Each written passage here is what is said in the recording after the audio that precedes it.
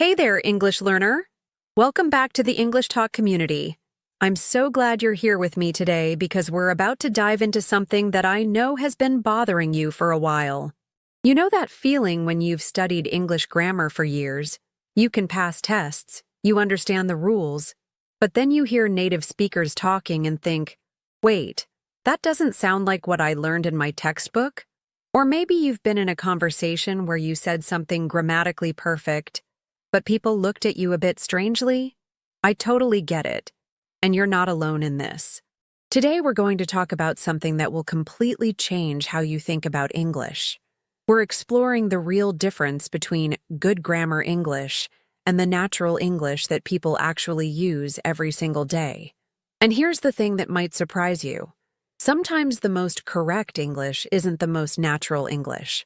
I'm going to share with you 3 secrets that textbooks don't teach you, show you exactly why native speakers break grammar rules all the time and still sound perfectly natural, and give you practical ways to start sounding more like a real person instead of a walking grammar book. But before we jump in, if this topic resonates with you, if you've ever felt frustrated because your English sounds too formal or textbook-like, do me a favor and hit that like button. It tells me you want more content like this. And if you're ready to finally bridge that gap between classroom English and real-world English, make sure you're subscribed because this is exactly what we do here. Now, let me ask you something. Have you ever noticed that when you try to speak perfect English, you actually sound less natural?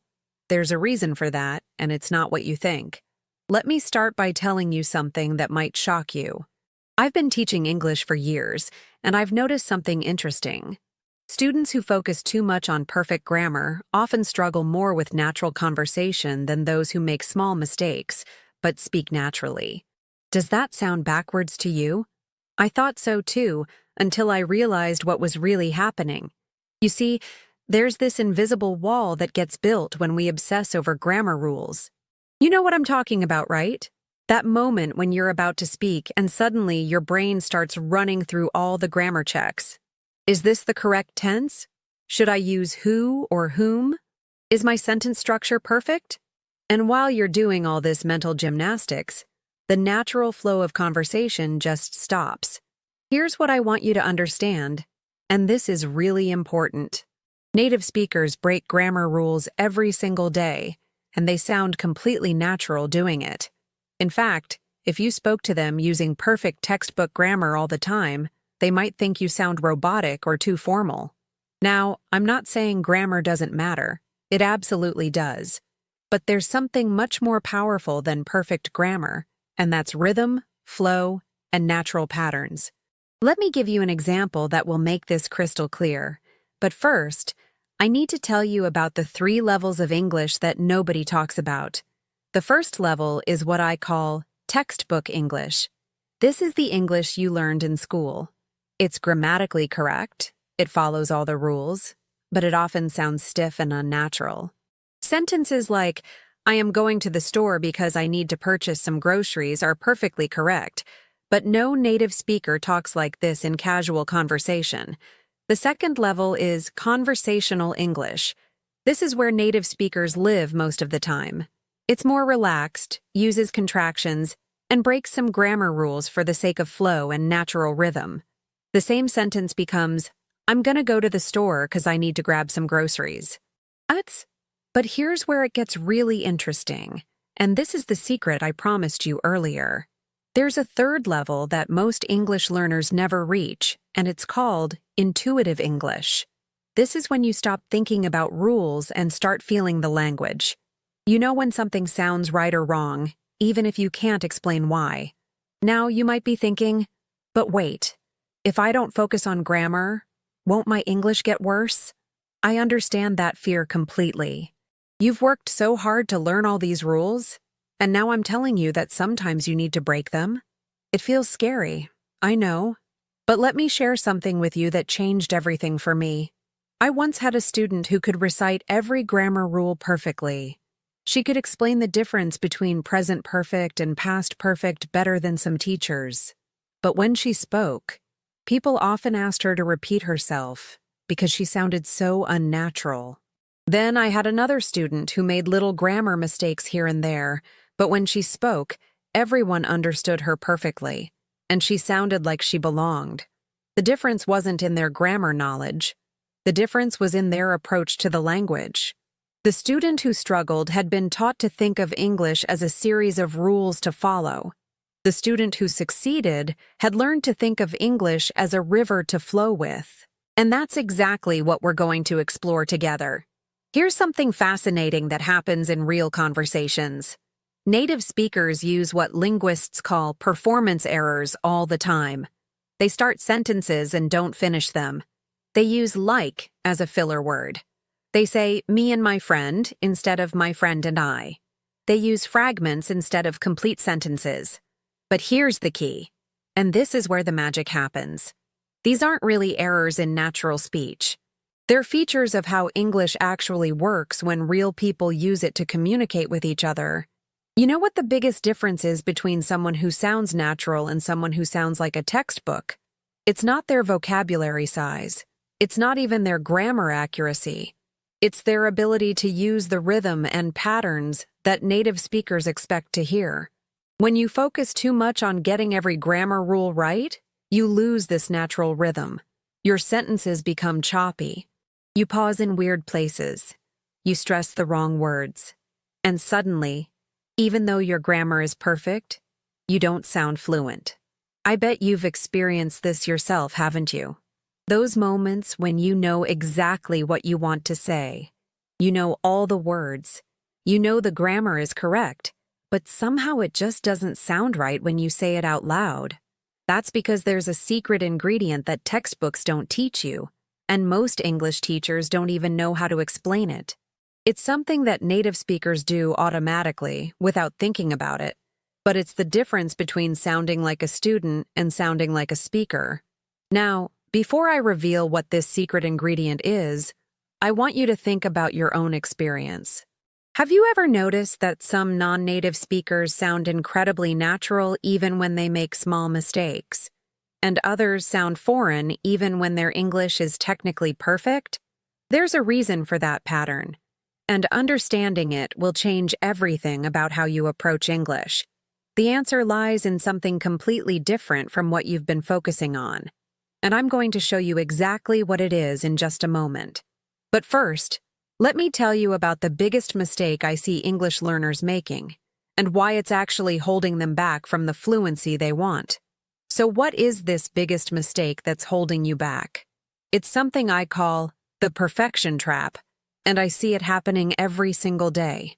You've been taught that making mistakes is bad, that every sentence needs to be grammatically perfect, and that if you say something wrong, people won't understand you or they'll judge you. But here's what actually happens in real life, and I want you to pay close attention to this because it's going to change how you think about speaking English forever. Last week, I was at a coffee shop, and I overheard this conversation between two native speakers. One person said, "Me and Sarah went to that new restaurant yesterday." Now, according to grammar rules, that should be, "Sarah and I went to that new restaurant yesterday." But did anyone correct him? Did anyone look confused? Did anyone even notice? Absolutely not. Then, right after that, I heard someone say, "I'm gonna grab some coffee real quick and then we can head out." Again, technically, this breaks several grammar rules. Gonna isn't a real word. Real quick should be really quickly, and the sentence structure is informal. But it sounded perfectly natural, and everyone understood exactly what was meant. Now imagine if that same person had said, "I am going to obtain some coffee very quickly, and subsequently we shall depart." Grammatically perfect, right? But how would that sound to you? Probably weird, formal, and unnatural. This is exactly what happens when you focus too much on perfect grammar. You end up sounding like you're reading from a textbook instead of having a real conversation. Let me give you some specific examples of how this plays out in everyday situations, because I want you to see the practical difference this makes in your daily life. Situation 1. You're at work, and your colleague asks if you want to join them for lunch. The textbook response might be, "Yes, I would like to accompany you to lunch." But the natural response is, "Yeah, sure, I'm starving. Which one builds better relationships and makes you sound more approachable? Situation 2. You're talking to a friend about your weekend plans. Instead of saying, I am planning to visit the cinema to watch a movie, you could say, I'm thinking about catching a movie. Same meaning, completely different feel. Situation 3. Someone asks you how your day was. Instead of, my day was satisfactory, thank you for inquiring, you might say, not bad, pretty good actually. How about you? Notice how the second version flows better and invites continued conversation. Here's what I want you to understand about these examples. The natural versions aren't just shorter or more casual. They follow different patterns that native speakers expect to hear. They use rhythm, intonation, and what linguists call prosody in a way that signals fluency. But here's where it gets really practical for you. How do you actually start incorporating this into your own speaking? How do you break free from the textbook patterns without feeling like you're making mistakes? The first thing I want you to do is start listening differently. When you watch English movies, TV shows, or YouTube videos, don't focus on the words. Focus on the music of the language. Notice how sentences flow together. Notice where people pause, where their voice goes up and down, and how they connect their ideas. For example, listen to how native speakers say, I don't know. In textbooks, each word is pronounced clearly. I do not know. But in natural speech, it often sounds like, I don't know, or even just, dunno. The meaning is exactly the same, but the delivery is completely different. Another practical example. Instead of saying, I have to go to the bathroom, which is grammatically correct but sounds formal, native speakers usually say, I need to use the restroom, or even just, I'll be right back. They imply the meaning without stating it directly. Here's an exercise I want you to try this week. Pick one conversation you have every day, maybe ordering coffee, greeting a coworker, or talking to a family member. Instead of planning exactly what you're going to say, just focus on matching the energy and rhythm of the other person. Don't worry about perfect grammar. Just focus on natural flow. You know what's interesting? When you do this, you'll probably find that you actually make fewer mistakes, not more. That's because you're working with the natural patterns of the language instead of fighting against them. Let me tell you about Maria, one of my students. She used to say things like, excuse me, could you please inform me of the current time? Perfect grammar, but it made simple interactions feel weird and formal. Now she says, hey, do you know what time it is? And people respond so much more naturally to her. Or think about David, who used to answer, how are you? With, I am fine, thank you, and you? Now he says, good, thanks, how about you? And suddenly his conversations flow better and last longer. The key insight here is that natural English isn't about being lazy or sloppy. It's about being efficient and human. When you use natural patterns, you're actually communicating more effectively because you're using the language the way it's designed to work in real conversations. But I know what you're thinking right now. This sounds great, but how do I know when I'm being natural versus when I'm just making mistakes? That's a really important question, and it's exactly what we need to talk about next. Because there's a difference between natural informal English and incorrect English, and understanding that difference is crucial for your confidence and your progress. The secret is knowing which rules you can bend and which ones you should never break. This is probably the question that keeps you awake at night, isn't it? How do you know the difference between speaking naturally and just making mistakes? I completely understand this concern because it touches on something deeper: your confidence when speaking English. You've probably been in situations where you said something and immediately wondered, did that sound natural, or did I just mess up? That uncertainty can be paralyzing, and I see it happening with English learners all the time. You want to sound natural, but you're afraid of sounding wrong. Let me put your mind at ease with something important. There are certain grammar rules that you can bend, and others that you absolutely cannot break without affecting understanding. The key is knowing which is which, and that's exactly what I'm going to help you understand. Think of English grammar like traffic rules. Some rules, like stopping at red lights, you cannot break because it affects safety and understanding. But other rules, like using your turn signal exactly 3 seconds before turning, are more flexible in practice. People might do it a bit differently, but everyone still gets where they're going safely. In English, the unbreakable rules are the ones that affect meaning. For example, you cannot randomly change word order in English. I coffee drink doesn't work because it confuses meaning. But you absolutely can say, I'm gonna grab some coffee, instead of, I am going to obtain some coffee. The meaning is clear in both cases. Here's a practical way to think about it. The rules you can bend are usually about formality, contractions, and natural speech patterns. The rules you cannot break are about clarity and basic sentence structure. Let me give you some specific examples so you can see exactly what I mean. You can say, who did you go with? Even though technically it should be, with whom did you go? The first version is natural. The second version is correct, but sounds like you're writing a formal essay. You can say, me and my brother went shopping in casual conversation, even though my brother and I went shopping is technically correct. Native speakers use both, depending on the situation and their personal speaking style. But you cannot say, I yesterday went shopping, because this breaks word order rules that affect understanding.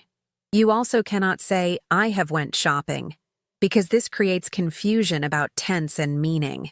Now, I know what you're thinking. But how do I develop this intuition?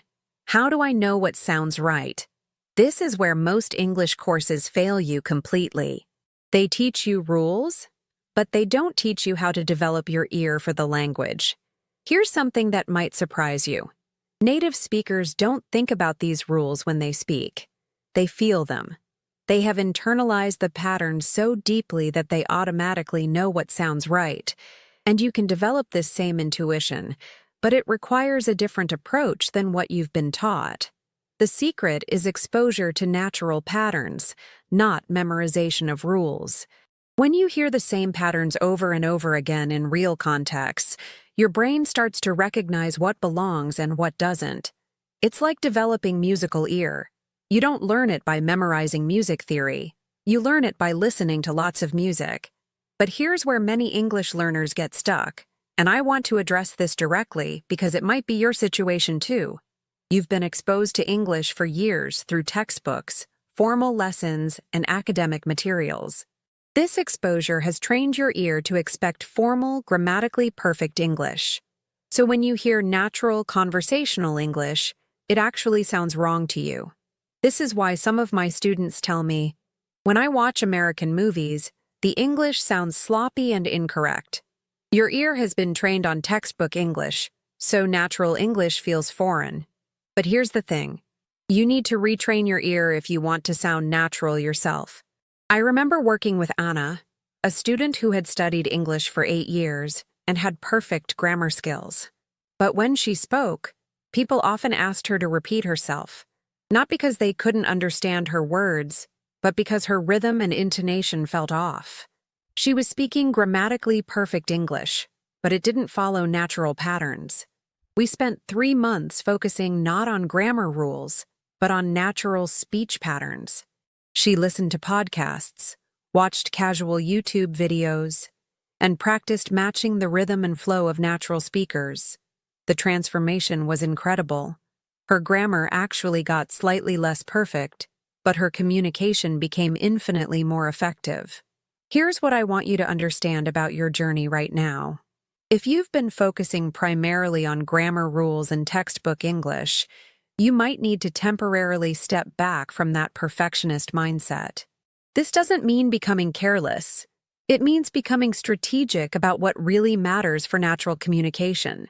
The most important thing is that people understand you easily, and that you sound like a real person having a real conversation. Sometimes this means using a contraction instead of the full form. Sometimes it means ending a sentence with a preposition because that's how the natural flow works. Sometimes it means using like as a filler word because that's what creates natural rhythm. I know this might feel uncomfortable at first. You've invested so much time and energy in learning grammar rules, and now I'm telling you that some of those rules are less important than you thought. But think of it this way. You're not throwing away your grammar knowledge. You're learning when to apply it strictly and when to let natural flow take priority. The goal isn't to speak imperfectly. The goal is to speak naturally. And natural speech has its own rules. They're just different from the rules you learned in textbooks. These natural rules are based on rhythm, flow, clarity, and human connection rather than technical grammatical perfection. So how do you start making this shift? How do you begin to trust natural patterns over perfect grammar? That's exactly what we need to talk about next, because I'm going to give you a specific system for developing this natural intuition without losing the grammar foundation you've already built. So here we are, and I hope everything is starting to click for you now. Remember at the beginning when I asked if you'd ever noticed that trying to speak perfect English actually makes you sound less natural? Now you understand why that happens. The secret I promised you is this. Natural English isn't about perfect grammar. It's about perfect communication. When you focus on connecting with people, on being understood, and on matching the natural rhythm of the language, your English becomes infinitely more powerful. Those 3 levels I mentioned, textbook English, conversational English, and intuitive English, you now know that your goal is to reach that intuitive level where you feel the language instead of analyzing it. And the way to get there isn't through more grammar rules. It's through more natural exposure and practice. The biggest mistake we talked about, the perfection trap. You can now recognize it when it happens and choose natural flow over grammatical perfection when it makes sense to do so. Here's what I want you to do this week. Choose just one conversation pattern you use regularly. Instead of planning perfect grammar, focus on matching the energy and rhythm of natural speakers. Notice how this changes not just how you sound, but how people respond to you. If this episode helped you understand something new about English, if it made you realize why your English might sound too formal or textbook-like, please hit that like button and let me know in the comments. I read every single one, and your feedback helps me create more content that addresses exactly what you're struggling with. And if you're ready to finally bridge that gap between classroom English and real-world English, make sure you're subscribed, because next week we're diving deep into the specific techniques for developing that natural rhythm I keep talking about. Remember, your English doesn't need to be perfect. It needs to be natural, clear, and human. You've got this, and I'll see you in the next episode.